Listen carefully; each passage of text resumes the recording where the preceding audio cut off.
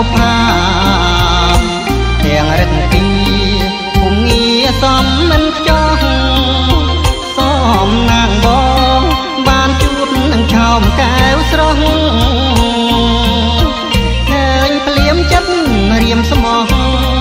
បានស្គាល់ទាំងឈ្មោះពីរួមជាប់ចិត្តគេងគិតរាល់ថ្ងៃស្រមៃជានិច្ចបងភ្លេចឲ្យរៀមបងកំព្រីអូនារីមាសនាតើអូនដឹងខ្លួនទេថារៀមស្នេហ៍ជីវ៉ាជាតិនេះបងសូមសងតចាជួមស្នេហាលែនួននាងដើម្បីស្ងួនអូនអើយបងខំស្រែកច្រៀងសំនៀងដ៏ស្មោះអងពីដួងចិត្តស្នេហ៍ពិតលើស្រីហិតបីព្រួលប្រែកេញកែសាវ៉ាចោលស្នេហាឲ្យរងា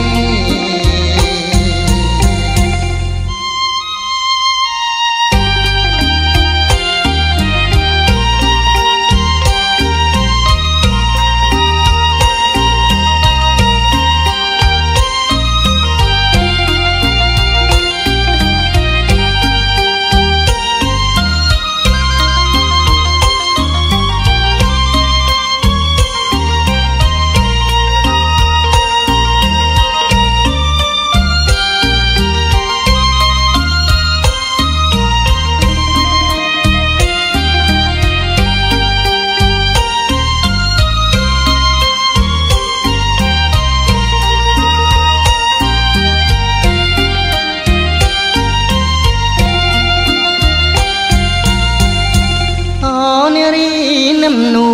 នអូនល្អណាស់ណាសួនពួននឹងបងដល់ណាអូនស្រស់ណាស់ស្រស់លេះបុប្ផាទាំងរឹងពីភូមិងារសំមិនខ្ចោះសំណាងបងបានជួបនឹងឆោមកែវស្រស់ឃើញភ្លៀមចិត្តរៀមស្មោះបានស្គាល់ទាំងឈ្មោះពីរួមជាប់ចិត្តគេងគិតរាល់ថ្ងៃស្រមៃជានិច្ចកុំបំភ្លេចឲ្យរៀមបងកំព្រីអូនារីមាសនាតើអូនដឹងខ្លួនទេថារៀមស្នេហ៍ជីវ៉ាបងសូមសងតចាជួបស្នេហាលែនួននាងដើម្បីស្ងួនអូនអើយបងខំស្រែកច្រៀងសំនៀងដ៏ស្មោះអងពីដួងចិត្តស្នេហ៍ពិតលើស្រី